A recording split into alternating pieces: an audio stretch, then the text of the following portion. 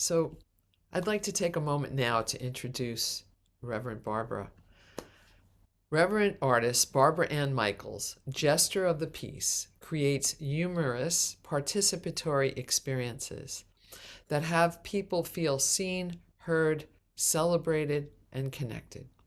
Her mission is to put humor back in the medicine cabinet. Reverend Barbara's performances take on the form of a town for humor and wellness. The town includes a marriage bureau to marry part of yourself, a voting booth to vote for yourself to be president or anything you value, a post office for writing love letters, a museum of uplifting humorous art, and more. She's currently touring the town library called It's Funny Now, gathering stories from people around the planet about times that were hard then and funny now. Reverend Barbara is also a teacher and trainer on humor and body language for communities, companies, congregations, and cultural groups. She has a BA from Brown University and an MFA from Massachusetts College of Art and is ordained by One Spirit Interfaith Seminary. She has officiated over 560 weddings, including costume and helicopter weddings, celebrating the sacredness of creativity on the path of love and life. You can find out more about Reverend Barbara by visiting the jesterofthepeace.com. She has a fabulous site. Personally, as Laureen mentioned, Reverend Laureen mentioned, we attended seminary together. We were part of the class of 2013. We were ordained 10 years ago. I've had the pleasure of knowing Reverend Barbara for 12 years. Every time I'm in her company, I morph, I grow, I become more lighthearted, I become deeper and more lighthearted simultaneously. And I just open to love in a whole new and different way. So please join me in delightfully welcoming Reverend Barbara Ann Michaels. Thank you, everyone. Reverend Barbara, please unmute and I share a am few grinning words. from ear to ear. See, I have two ears, and this smile is practically going off of my face into the ears because that was so loving. Uh, yes, my name is Reverend Barbara Ann Michaels, Jester of the Piece. My mission is to put humor back in the medicine cabinet. The song that we played up front, which is Lovely Day, is basically my theme song for life. It's like things were hard, we got together, things are all right. And I think that's also the nature of spiritual practice. And I think it's the nature of spiritual community. And it's definitely the nature of positive humor. Things were hard. We got it to laughter. Things are all right. And that's as simplistic as that is, that I find that the simpler it is, the more truthful it's going to be for the human heart. So humor is really serious. But before we get there, it's funny to note that the epitome of laughter is laughing until we cry. Oh my God, I laughed until I cried. I was tears streaming down my face. Like the most extraordinary laughter is the laughter until we cry. And it's actually the same in reverse. When was the last time you cried until you laughed? I cried, I cried, I cried, I cried. And then this moment comes after the tears, and I call it the first laugh. It's the moment, it's the first time we have the first teeny tiny little laugh about a situation that's been difficult. Because up until that first laugh, that situation owns us emotionally. And as soon as the first laugh happens, and it could be so tiny, it could be like, hey, like, like be the smallest little laugh. But that, at that moment, that is when we put space around the pain for the first time. And that's when the heart has hope. And from that moment, we know that healing is going to be underway. Now, it might be a really long journey, but that's the moment when the heart has hope, at the first laugh. And it's not commonly recognized. I didn't invent humor for wellness. I'm speaking to a modern audience about it. It's not commonly recognized that when something difficult happens to ourself or our friend, something difficult happened for my friend, I'm going to go bring them a casserole. people need casseroles. It's a good thing to do. We need the physical food. It's not as common to be like, something difficult happened for my friend. I'm going to help them get to their first laugh. And there's not a timeline on this. Some things are too soon forever. Too soon is a comedy industry term that means that thing, it's not funny yet. I mean, no one would think that that anybody ever in human history would make a joke about a war or uh, illness and yet there are so many throughout different periods of history jokes about those things. And it's not, the humor that we're talking about today it's not laughing at, it's laughing with. There's positive humor and negative humor, because humor can also be used to take people apart. It can be used to put people down. It can be used to create incredible division. That's when we're laughing at someone or something. And the difference is laughing with someone or at someone, with a situation versus at a situation. And with is, imagine someone in the schoolyard, imagine a kid on the schoolyard saying, they were laughing at me. It's so painful. I've experienced this. I'm sure most of us have experienced being laughed at by other kids at one point or another. Oh, they're laughing at me. It hurts so much. One little word change, one little perspective change. Oh, they're laughing with me. It's a completely different day. And so one of the spiritual uses of humor is to help each other laugh with situations, to laugh with someone else's journey. So my It's Funny Now project, it came from the recognition that as soon as we can laugh with a story that was hard then that's funny now, we can actually help other people. How much? It's not for the person who's writhing on the floor in pain in their deepest difficulty. It's the person who's reaching for hope, where, well, if they can laugh about that, well, okay, maybe I can too. So I started this project, I originally called it Circus of the Heart, because people go to the actual circus to see people do impossible things. Like, if that person can hang off the high wire on their pinky toe, then maybe I can ride a bike, or maybe I can swim, or maybe I can do whatever it is that I'm afraid of doing. And the emotional equivalent of that is forgiveness and laughing with hard times. Those are things that feel emotionally impossible. And it's very important for us to see people do impossible things, whether at the circus or in the circus of the heart. It's actually vital for us to see that somebody else can find humor in a situation that we're currently struggling with. It's really important to note that the original thing is rarely funny.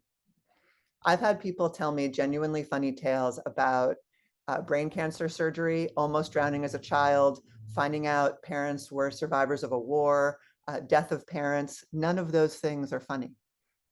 And along the healing journey, some aspect of the situation can find some humorousness to it. And that's when we know that healing is underway.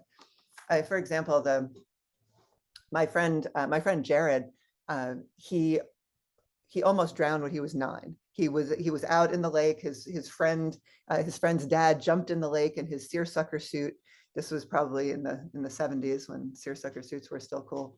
Jumped in there, saved him, pulled him out, and for the next 40 years, Jared pretended to know how to swim. So his friends would go out in the boat, and he'd be like, you know what? I just feel like driving the boat today. I'm just going to take pictures of everybody. He just would do anything he could to avoid going in the water because he didn't know how to swim. And then right before his 50th birthday, he learned how to swim so he could do a triathlon. But he tells the story with humor. And it's his victory overcoming what kept him out of the water for 40 years. Another one is another friend of mine, his wife had brain cancer surgery, and she was bilingual in French and English. And she came out of her brain cancer surgery and she was speaking French. And she was only speaking French. And he was like, oh no, my French is terrible. I haven't studied French since high school. I don't know what to do. How am I going to talk to my wife? How am I going to take care of her? This is impossible. I'm going to have to get an interpreter to live with us 24 hours a day at home. And then in a little while, the nurse comes and says to his wife, Holly, hey, Holly, are you okay? And she says, yeah, I'm fine. And all of the buildup, all of the stress, all of the oh no that he'd been carrying disappeared in an instant. He felt like, oh my goodness. And he can help other people with that story. So what are those stories really about? The brain cancer surgery story is really about, I let my mind believe something that's not true. All of us from time to time let our minds believe something that's not true. The other one, almost drowning as a child, that's, I let a situation control what I'm willing to do in my life for 40 years. I'm sure as we think about it, there are situations that we've experienced that we've allowed to control what we will do in our lives for a long time, whether it's 1 year or 40. And the original thing is never funny. So I used to be a pediatric hospital clown. I was a pediatric hospital clown doctor. I would go into the hospital. I would stand at the door in my, if you're thinking birthday party, lots of clown makeup, that's not quite what it is. Yes, we have costumes, but there's very little in the realm of makeup and things like that, because it's really about getting really close to people. So we would go in and get complicity at the door. You can't go in unless you get complicity at the door, which means there's a connection made. And this is actually true with laughing with. Laughing with humor requires complicity to be made. And then we'll go in there and say on this particular day, it's a child with cancer. Of course, a child with cancer, that's never funny. But we go in there, and maybe some of you may remember the thing from childhood where you crack an egg on someone's head and it goes blah, blah, blah, blah, blah, blah, all the down their head. If you don't remember that, that was a thing when I was a child. You crack a fake egg on someone's head and it would go blah, blah, blah, blah, down their head.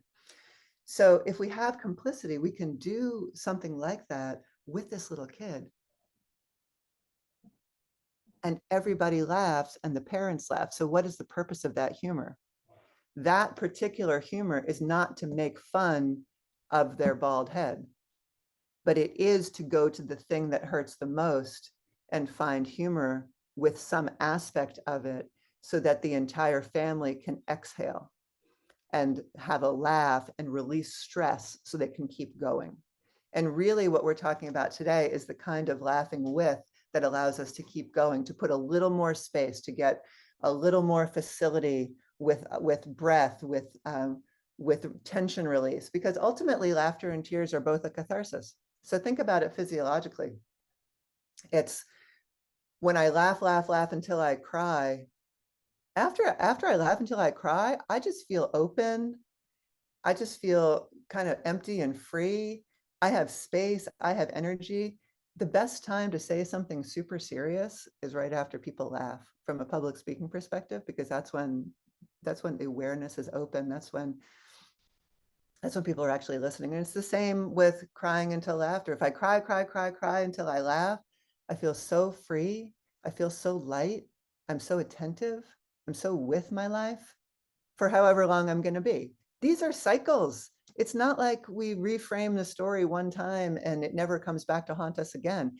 It's a practice. So one of the things I want to represent is that reframing our stories with humor, finding the first laugh. And there are stories in our lives that are never going to find the first laugh in our lifetime. And there are stories in our culture that are never going to find the first laugh for generations. One of the ways that I like to talk about this is everything that hurts needs to heal. Nothing is beyond finding humor in some part of the journey as a healing process, and some things are too soon forever. It's really important to hold open the door of healing by letting humor in when the time is right. And so we can actually help each other get to a first laugh by listening. And it's like, okay, tell me the story again. No, it wasn't funny yet. No. And there's a difference. There's a difference between fake laughter. There's a difference between laughter that is covering up laughter that's pushing on the situation, being like, that doesn't really bother me. And then I go in the other room and I'm like, oh my God, this still bothers me. I can't believe there's a difference between laughter that's actually freeing and laughter that's trying to cover it up. I once made up a word for a person in my life who would make jokes in order to avoid a difficult situation. And that word is communicating. where it's comedy plus communication. If anyone in here has someone in our lives who you try to have a serious conversation with them and they make a joke and derail the conversation, you can't even actually talk about anything. I named that communicating for this purpose. But it's one of the highest uses of humor is wellness. And my mission is to put humor back in the medicine cabinet because we've kind of forgotten it. It's like, oh, humor is frivolous. Humor means it's not serious. Humor means that humor gets stuck in the entertainment industry. I've had people tell me, I'm not funny, I'm not a comedian. As if being a professional comedian is the only allowable place for humor in our lives, or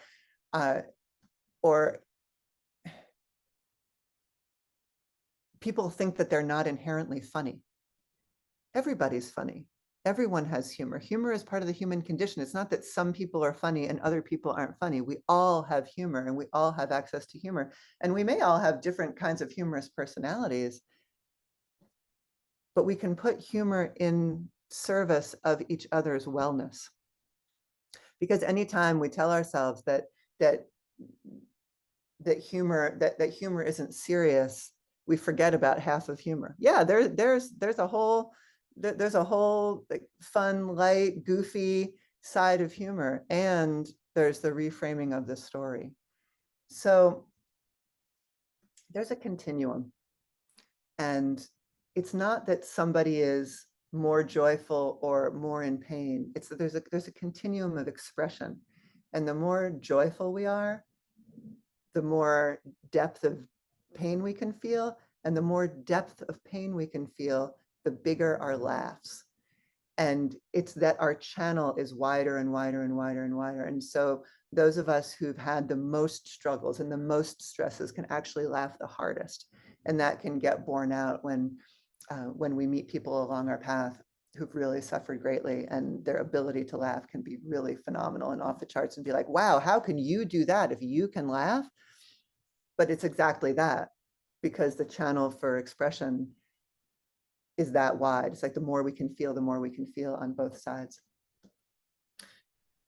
I deeply believe that if somebody has a story, someone else needs to hear it. And it's really, really important to tell our stories to each other. And one of the things that I've noticed I've interviewed dozens of people from around the world for It's Funny Now. And what I find is that rather than telling the difficult story and getting mired in it again, what happens is that people get so bright. Like, you have an It's Funny Now story when you actually feel better telling it. I feel a relief. If people get shiny, they get bright. People get rehealed telling a story that it's funny, that's funny now, that's genuinely funny now in part. And that's how we know that we can help each other. So humor, I will often say that humor is the harbinger of healing. I will also say that if you can laugh with it, you can lead with it. So for the stories in our lives that we have been able to find some humor with part of the journey, knowing and acknowledging that the original thing isn't funny, usually, that's when our story can help someone else who's struggling with a similar situation. And so I want to take a moment and turn the mic over to Reverend Sonia, because she has a story that is funny now, that was difficult at the time. And her story that she's going to tell is really in the realm of innocent mistake. So there are stories that are, oh my gosh, I did something, I can't believe I did that. Like I myself, I once taught about humor to an entire group full of spiritual people. And some of them were so amazed by it, they thought it was the most brilliant thing they'd ever seen. And the other group was so offended and horrified and terrified about humor as a practice that they thought I should never speak again on the subject. And I had to be like, well, what am I going to do with that? But it's funny to me now because I know it's the reframe. It's the reframe that's so significant. It's the laughing with the situation, not at the situation. I know that if what I shared dialed up people's passions that high, that I was on the spot. I know for sure that I hit something that really mattered, even though it was a grand success and also a failure at the same time. So I'm going to tell one quick story from my own life, and then and then turn it over to Reverend Sonia to hear her story. So uh, I I'm a lifelong studier of clown theater. Like I said, I used to be a pediatric hospital clown, and I was always a smart kid, and I had absolutely no ability to fail because I grew up in an environment where if you had the answer, things went well, and if you didn't have the answer, things were bad, and just period. And so here I am studying. I go study clown theater because I'd always been interested in movement and theater and arts, and I'm going studying it. I am not funny. I am full on completely failing on the stage. No one is laughing. Everyone's faces and mouths are just looking at me, and I don't know what to do. I don't have a frame for failure at all. This is terrible. And the part of me that's like, so I actually on the stage fell on the floor crying. I fell on the floor crying. I was in a heap. I was sobbing. It was so embarrassing. And my teacher comes over. And she comes over and she sits next to me. And she takes my little sobby head and she puts it on her lap. And she starts to stroke my hair. And I'm thinking, wait, what? I am not funny. I am failing. This is not working. And you are comforting me, stroking my hair, smiling at me, and laughing. Failure is okay. I'm being honored for failing. This is impossible. And my whole brain went like, this is just impossible in the world that I grew up in. What happened in that moment is that she gave me the first access to celebrating failure as something joyful along the human journey, and I never forgot it. And that moment was the doorway to the root of everything that I do now. It was so extraordinary to be able to be given something that felt impossible. And this is what humor can do. It can give us something that feels impossible. She just reframed success for me. Did I show up? Yes, I was successful. Did I do what was mine to do, even though it didn't work out? Yes, I was successful. Where before that, I just would have looked at, well, were they laughing? And the success in life is really to show up to the situation that we're in. So Sonia, will you please, Reverend Sonia, please come and tell us your tale so that we can have another tale to reflect on other than the ones that I have told. Wow. Well, thank you so much, Reverend Barbara. We are so grateful to have you and to pose this question. So we've gone through this a little bit the other day, but so when Barbara asked me of a story in my life that wasn't funny at the time and became funny, this is what came up. I was lucky enough to have two sets of parents, my parents and my aunt and uncle. My uncle was my godfather and also like another father to me. So when he was a British war veteran, he was very involved in this, being a British war veteran of World War II, and it was a big part of his life. So the heartbreaking part is he passed away when I was around 30 or so and left me as the executor of his estate. And so as we were trying to prepare for his memorial and so upset, and I was with my family and my nephews were young teenagers at the time, I said, comb the apartment and find his uniform. And they combed the apartment. They said, Sony, we can't find it. We can't find the uniform. I said, is there anywhere else he stores it? They said, yes, there's these trunks in the garage that's shared by 3 cars. There's trunks around his car. And we see they're there. Can we look there? I said, yes. And they looked and they said, they're locked. Can we break in? And we said, of course, yeah, break in. And they broke in and they found his uniform. And we brought the uniform of course, to the funeral parlor for his wake. We were really grateful as a family that we could honor him in being a veteran and what mattered to him. So the first day of the wake happened. Everyone came. Other British war veterans came. Um, it was a 2-day event. It was very significant. the British War veterans did a whole ceremony of respect, and they were in uniform. It was wonderful. Neighbors were there, friends were there. One neighbor said, "Oh, gosh, his uniform looks a lot like mine." I was a Marine. I said, "Oh, that's interesting," and we, went on, and a lot of tears, a lot of different things. And the next day, I arrived at the funeral home early because I was the executor and managing everything. And also, I think I was the one suffering the most. And as I appeared, that neighbor shows up outside and he walks up to me and he said, "You stole my uniform." I said, "What?" He said, I was horrified. I said, "What are you talking about?" He says, "I'm your uncle's neighbor. You broke into my trunk. Somebody took my uniform. That's my uniform." And I was like trembling. I mean, trembling. I'm smiling now, but I was not smiling. I was like, I wanted to throw up. I was so upset and so upset. So he marched. I said, "I'm so sorry." He's like, "I want it back." I'm like, "Okay." I go inside. I tell the funeral director what happened. Funeral director goes, "I can't give it back. We cut up the whole uniform to fit over his body. I can't give it back," he said. "Oh my God, thank God you buried him in one of the Allies' uniforms. Imagine if it wasn't an ally."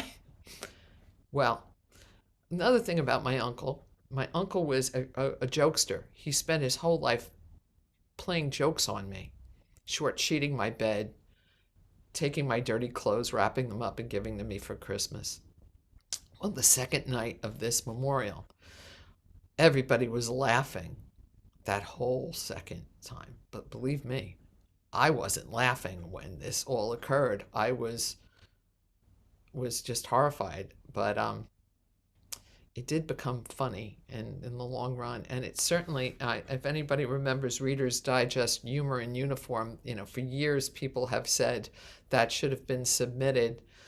But and my family to this very day calls me the executioner rather than the executor, and they tease me about this, and it's gone on to be like the family joke of of of uh, of generations now because that was so long ago. So that's my it's funny now. Thank you, Reverend Sonia.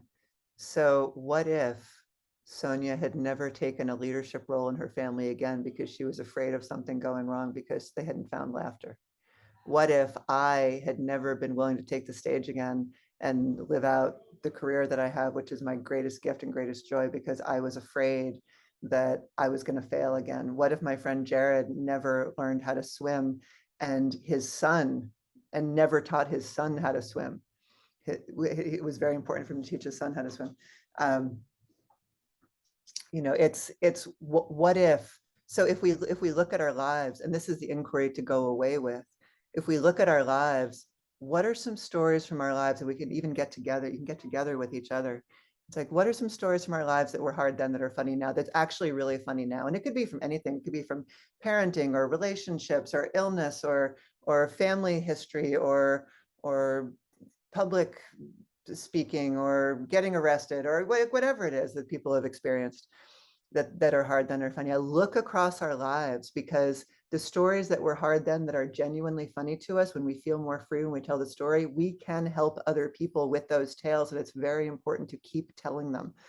That's what the It's Funny Now project is for. It's for, I'm gathering tales from around the world so that someone who's looking for in a similar situation, it can be like, go to the video library. I need a laugh about fill in the blank. I need a laugh about COVID, addiction, parenting, illness, accidents, whatever, the things that money, sex, whatever people need humor about, it's all there, and we all have these tales. So the first thing is to look in our own lives, where can I be of service through being able to reframe my own stories through humor? And then the second part of that is, and how can I help my friends? How can I hear their stories? How can I help my friends identify which stories of theirs have found humor, or help them get there by being a willing listener, knowing that they want to find humor about this, but they're still in the fake laugh or they're still in the cover up laugh. until they laugh freely. Because as soon as that first laugh happens, even if it's teeny, teeny, teeny, and it's not about the original thing, it's about it's where we put space around the pain and where the heart has hope. As soon as that happens, it's a different world, because these things own us emotionally, as I said before, until that moment occurs. And that happens personally, it happens in families, it happens in relationships, it happens societally. So my desire is that for us all, is that we remember that humor is a tool, that humor is medicine, humor with versus humor with, when we can laugh with our own journeys and reframe, and help others laugh with their journeys and reframe, we set each other free, and we empower each other to be able to help each other. Because no matter how much AI we have, the human heart is never going to work differently. In 500 years, the human heart is still going to bump up against the same stuff it's bumping into right now. And we're still going to need humor as a technology. So I say, I'm collectively with everyone who is on this journey, putting humor back in the medicine cabinet for generations. So thank you. I really am so grateful to be here. And Sonia, thank you for your story. It was funny to me before, and it's funny to me now. Thank you so much, Reverend Barbara. Thank you. Yes. Thank May we all find laughter along the way you. together. Thank you. Thank you. So I'm going to unpin us. So let's see. So thank you, everyone, for this and being part of this exploration. And so thank you again, Reverend Barbara. It really took us to an alternative that many of us, I'm sure, have never considered or explored. And I think there's great vulnerability in that also, right? And a great opportunity I think through vulnerability, we develop connection with allowing ourselves, like you did, right? To allow yourself to fall on that floor and somebody else coming to stroke your head and show you a whole new way. So that was fantastic. If you like this video, please like us on YouTube, subscribe to our YouTube channel, and click on the bell to be notified whenever we post a new video. Thank you.